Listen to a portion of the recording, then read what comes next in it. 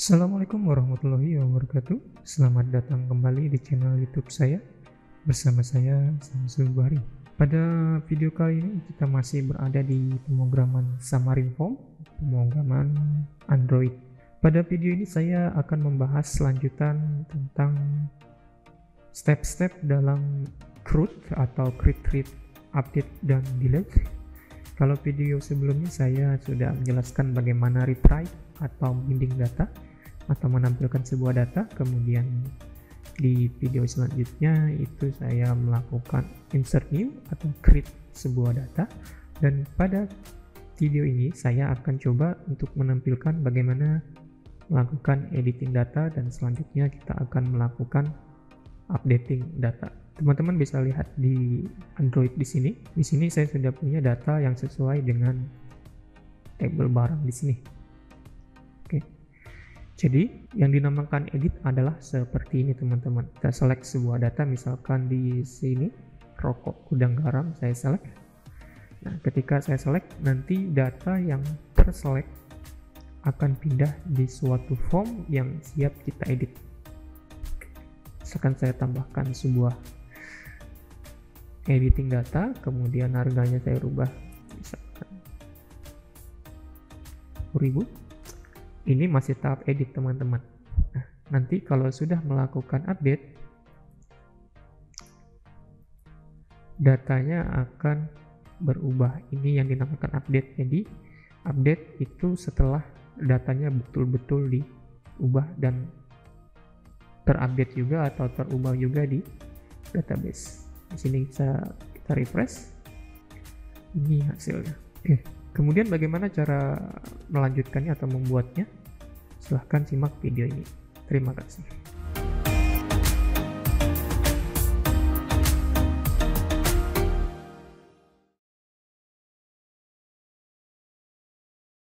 Oke, untuk langkah pertama, kalian bisa tambahkan dulu sebuah binding data atau halaman untuk menampilkan data-data yang ada di tabel ini. Oke, kalau di sini saya sudah membuat dengan nama content page view underscore barang. Kira-kira tampilannya seperti ini. Jadi saya punya stack layout itu sebanyak 10, kemudian saya tambahkan list view. Oke. Kemudian di dalam list view saya tambahkan sebuah grid. Kira-kira tampilannya seperti ini. Ya. Sehingga nanti hasilnya teman-teman bisa lihat seperti ini, teman-teman. Kira-kira seperti ini. Oke. Bisa dilihat, bisa di pause dan diketikkan.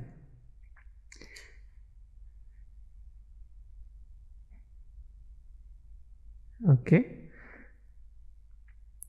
Tutorial ini sebenarnya sudah ada di bagian binding data ya, atau retrieving data, bagaimana menampilkan sebuah data di Xamarin Form.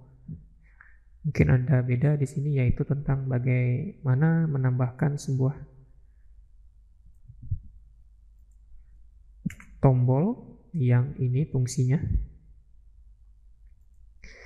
yang nanti ketika kita klik itu akan menampilkan data yang sesuai dengan barisnya atau data yang terseleksi. Nah, teman-teman bisa tambahkan image button. Ya, image button. Kemudian grid dan kolom ini kan menyesuaikan ya dengan grid yang ada di sini. Oke. With request itu icon ya. Jadi di sini saya menggunakan icon sebagai gambarnya ya. Di sini ada source-nya, saya gunakan edit.png. Teman-teman bisa downloadnya atau bisa menggunakan gambar apa saja. Oke. Kemudian teman-teman masuk ke command parameter. Jadi command parameter ini kita binding yaitu barcode. Jadi sesuai seleksinya akan menyesuaikan baris barcode ya. Saya lihat di sini teman-teman ada teks binding barcode. Jadi pastikan yang kalian binding adalah sesuai dengan baris datanya yang sifatnya unik, berbeda, dan itu mewakilkan data di baris tersebut. Kemudian ada background color. ini dibikin transparan biar nanti gambarnya nggak bertumpuk. Kemudian teman-teman bisa tambahkan event klik image button cricket. Oke. Itu saja untuk front end-nya di view barang .xml.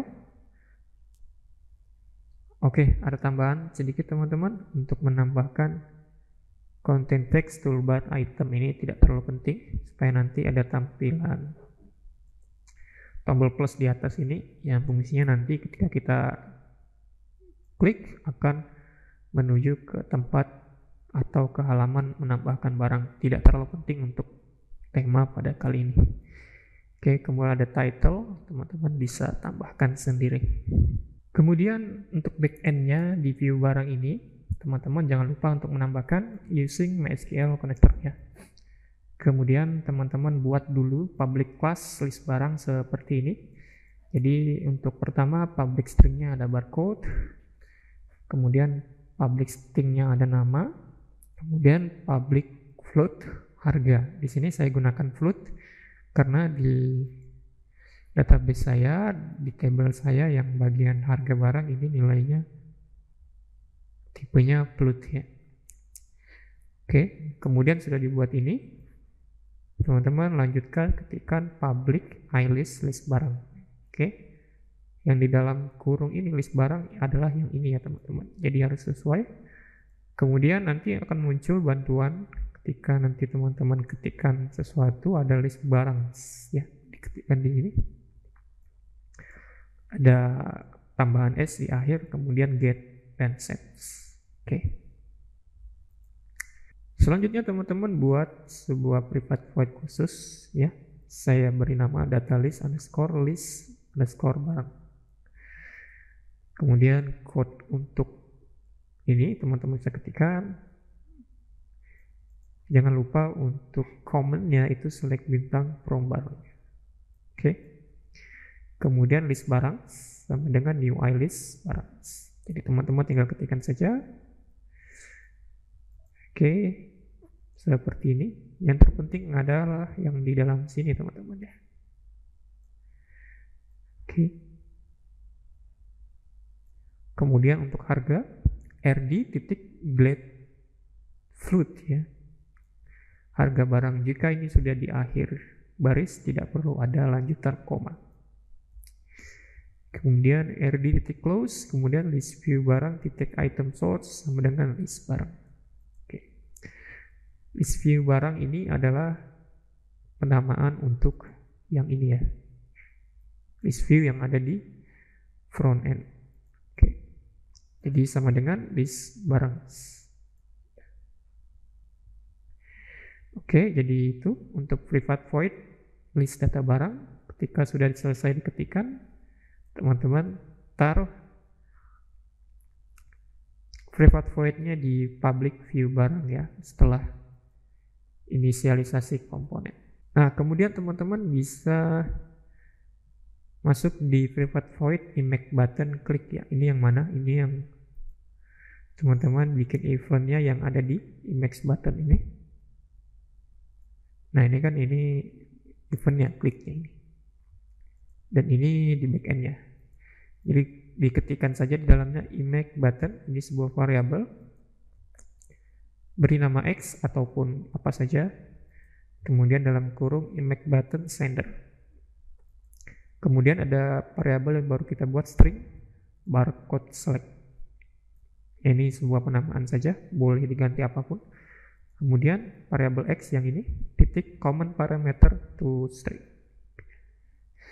Kemudian kita buat sebuah variabel global application current properties view barang barcode. Nah, di sini penamaan ini boleh bebas apa saja, tetapi harus punya inisial ya. Misalkan kok saya buatnya nama halaman, oke, kemudian underscore barcode, jadi ada nama halamannya apa dan variabel yang mana kita ambil.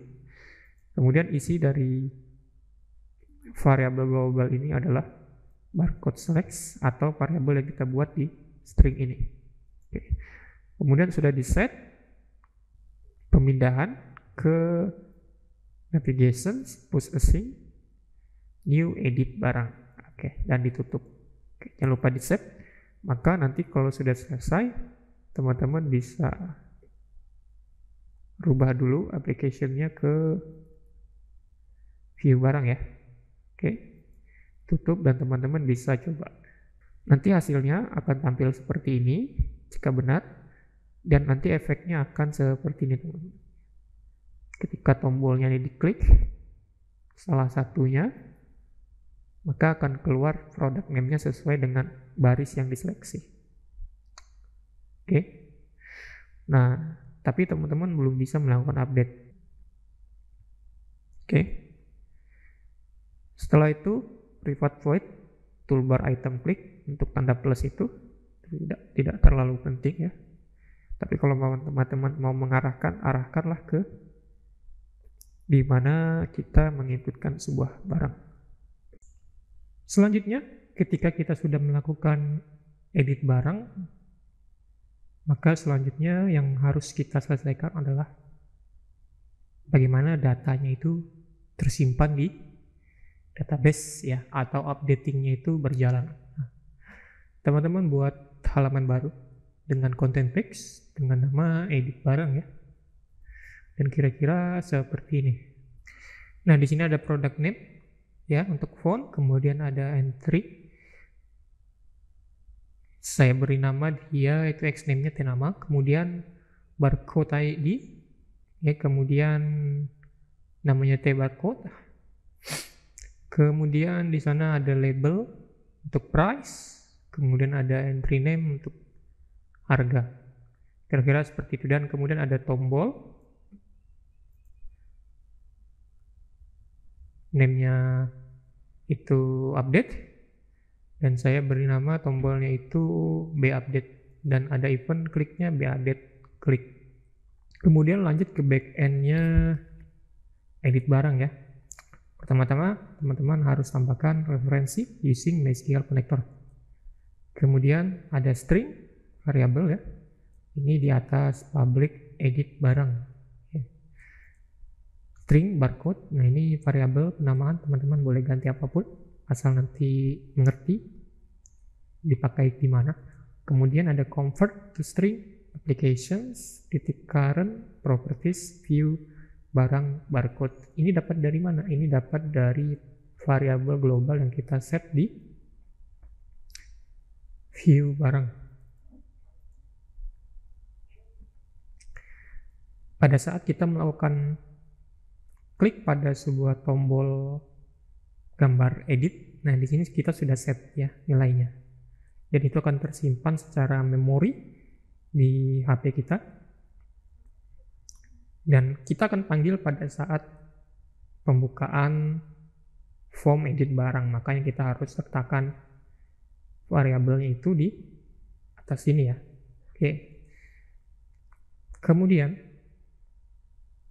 tambahkan tbarcode text sama dengan barcode, jadi nilai variabel global kita sudah tampung di sebuah variabel.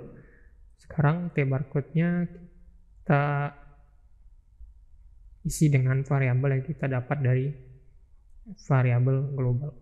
Oke. Ini nanti dulu tagsnya. Oke, kemudian teman-teman buat sebuah private void data barang seperti ini. Yang membedakan adalah query-nya select bintang from barang where barcode barang sama dengan tbarcode titik text ya. Makanya tadi ada inputan tbarcode sama dengan barcode.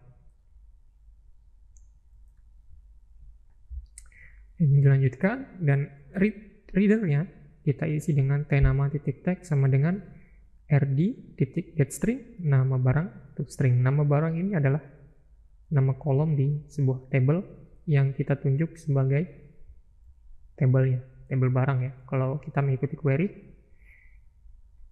bisa dilihat biar lebih pas, di sini ada nama barang dan harga barang. Oke. Dan karena untuk harga itu tipenya float, maka kita pakai harga barang titik tutup, jangan sampai lupa tutupnya.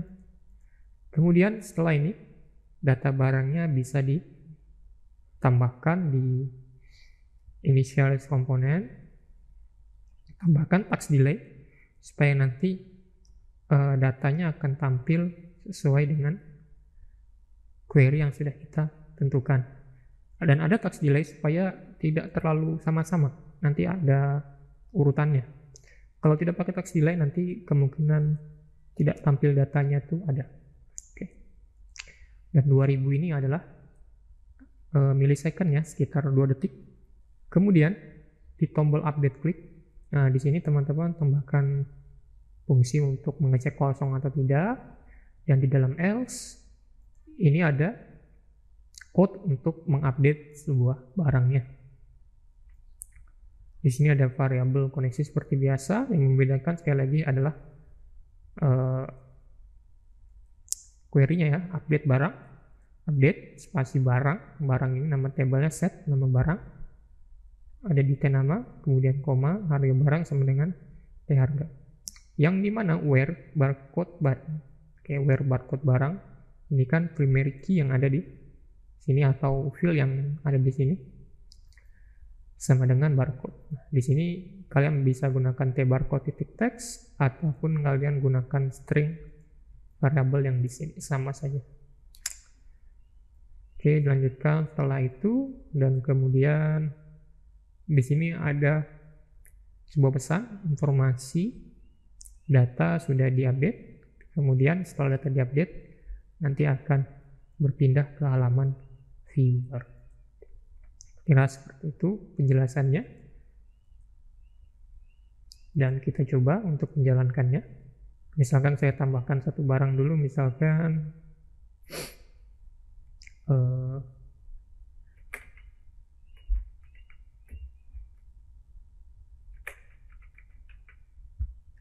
oke, kemudian barcode-nya 5413, harganya misalkan 3.700 seperti ini. Kemudian save, data tersimpan. Nah, ini datanya masuk 3.700. Kemudian kita lakukan edit, klik editnya. Oke, kemudian di sini harganya sudah bisa kita ganti atau produk name-nya kita ganti, misalkan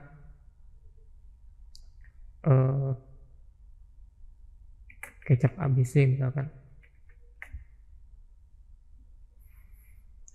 Sell price-nya saya ganti misalkan 6.000. Update. Data has been update.